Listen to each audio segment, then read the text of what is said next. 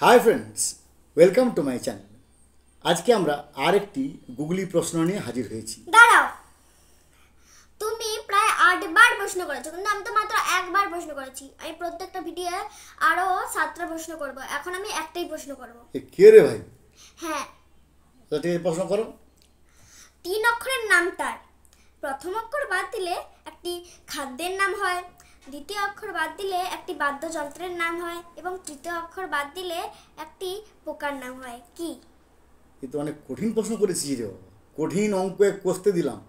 3 অক্ষরের নাম, প্রথম অক্ষর বাদ দিলে একটি খাবারের নাম, মাঝের অক্ষর বাদ দিলে বাদ্যযন্ত্র, শেষের অক্ষর বাদ দিলে পোকার নাম। বাবা, এটা অনেক কঠিন প্রশ্নটা, বলতে পারবো না। তুমি বলো। পাস। পাস। বিছানা। কিভাবে হলো? বিছানার বি বাদ দিলে ছানা একটি খাবারের নাম। ছা অর্থাৎ দ্বিতীয় অক্ষর বাদ দিলে একটি বাদ্যযন্ত্রের নাম হয়, অর্থাৎ বীণা।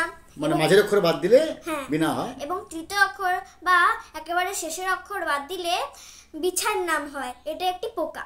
তাহলে বিছানা, বি বাদ দিলে ছানা, ছা বাদ দিলে বিনা, না বাদ দিলে বিছা।